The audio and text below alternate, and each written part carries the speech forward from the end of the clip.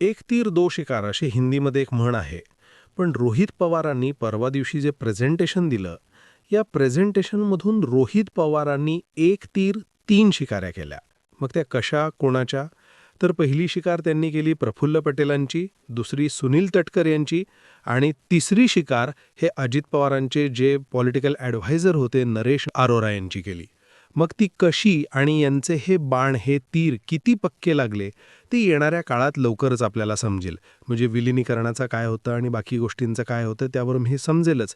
पण सध्या तरी पॉलिटिकल स्पेसमध्ये जे काही करायचं होतं ते रोहित पवारांनी केलंय. त्यांनी राजकारणावर कोणतंही भाष्य न करता फक्त अजित पवारांच्या मृत्यूबद्दल जे काही प्रेझेंटेशन दिलं, त्यामधून त्यांनी या तिन्ही शिकारी कशा केल्या ते आपण बघणारच आहोत. पण सर्वात महत्त्वाची गोष्ट इथं राष्ट्रवादी काँग्रेसच्या नेत्यांनी मिस केली, ती म्हणजे जे रोहित पवारांनी केलं ते राष्ट्रवादी काँग्रेसमधल्या कुठल्या तरी नेत्याला करता आलं असतं, पण त्यातल्या कोणीही ही गोष्ट केली नाही. उलट रोहित पवार जे दुसऱ्या पक्षात आहेत त्यांनी ही गोष्ट केली.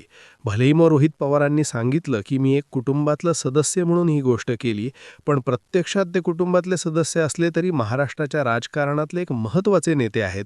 ही गोष्ट राष्ट्रवादीच्या नेत्यांच्या लक्षात आली नाही. त्यामुळे याचा परिणाम काय होईल आणि ह्या तीन शिकारी रोहित पवारांनी कशा केल्या ते बघूया मंडळी. अजित पवारांचा जो विमान अपघात झाला तो एक घातपात होता असं संशय रोहित पवारांनी व्यक्त केला. त्यांनी सांगितलं की एक मोसाद स्टाईल ज्या पद्धतीने असते तशा पद्धतीची ही हत्या होती असा आरोप देखील त्यांनी केला. त्यांनी VSR व्हेंचर्स या कंपनीवरती आरोप केले. सुमित कपूर हा जो पायलट होता त्यावर त्यांनी आरोप केले. हे सगळं घातपात होतं आणि सगळं घडवून आणलं गेलं असा त्यांनी वेगवेगळ्या माध्यमातून सिद्ध करायचा किंवा दावा करायचा प्रयत्न केला. पण याबरोबरच त्यांनी तीन महत्त्वाच्या राजकीय नेत्यांना देखील लक्ष केलं.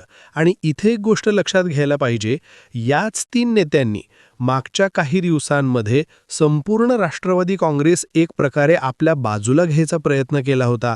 विलिनीकरणाच्या मार्गात दोन्ही राष्ट्रवादीचं जे विलिनीकरण होणार होतं आज 12 तारखेला, या राष्ट्रवादीच्या विलिनीकरणामध्ये खोडा घालायचा प्रयत्न केला आणि वेगवेगळे दावे केले. जसं की राष्ट्रवादी काँग्रेसच्या अजित पवार गटाचे नेते नेहमी असं सांगत होते की आम्हाला अजित पवारांनी कधीच सांगितलं नाही की असं विलिनीकरण होणार आहे किंवा अशी कुठली शक्यता आहे वगैरे वगैरे. म्हणजे या सगळ्यातून हे तीन लोक विलन झाले आणि या तिघांनाच रोहित पवारांनी बरोबर टार्गेट केलं. आता या ज्या तीन लोकांना रोहित पवारांनी टार्गेट केलंय, हे तीन लोक कसे एकमेकांशी रिलेटेड आहेत आणि कसा या तिघांचा देखील घातपाताशी संबंध लावता येतो या गोष्टीकडे थोडक्यात बघूया. रोहित पवारांनी सांगितलं की आदल्या दिवशी म्हणजे 27 जानेवारीला ज्या वेळेला खरं तर अजित पवार हे गाडीनं निघणार होते बारामतीच्या दिशेनं, त्याचऐवजी त्यांना एक फोन आला आणि सांगितलं की एक फाईलवरती सही करावीच लागते. यावेळेला ही फाईल होती मंत्रालयात. मग मंत्रालयातून ती फाईल त्यांना आणावी लागली. मंत्रालयातून ती फाईल आणण्यामध्ये बराच वेळ गेला.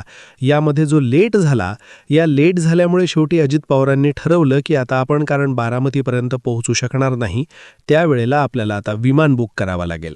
हा निर्णय त्यांनी घेतला आणि हा त्यांना निर्णय घ्यायला लावण्यामागे त्या पूर्व विदर्भातल्या नेत्याचा हात असावा असा संशय रोहित पवारांनी व्यक्त केला. आणि ते पूर्व विदर्भातल्या नेता म्हणजेच प्रफुल्ल पटेल.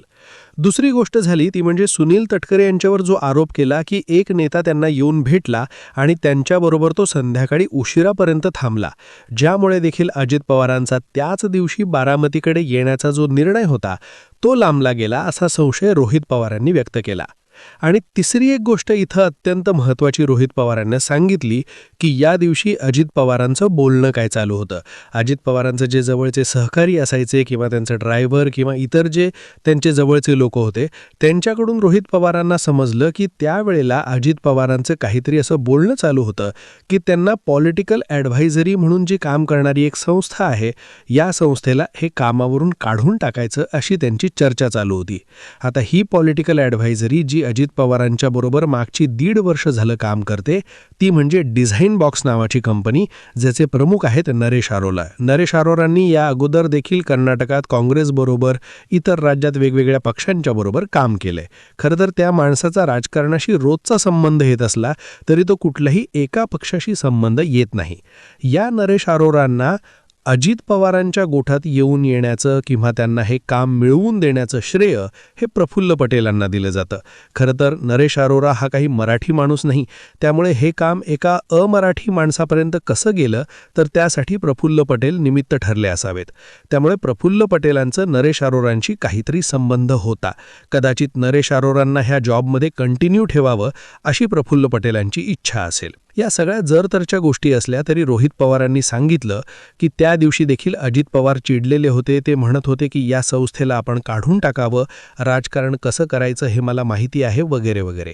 म्हणजे थोडक्यात रोहित पवारांनी नरेश अरोरांवरही डाव साधला, निशाणा साधला की अजित पवारांना ही संस्था नको होती.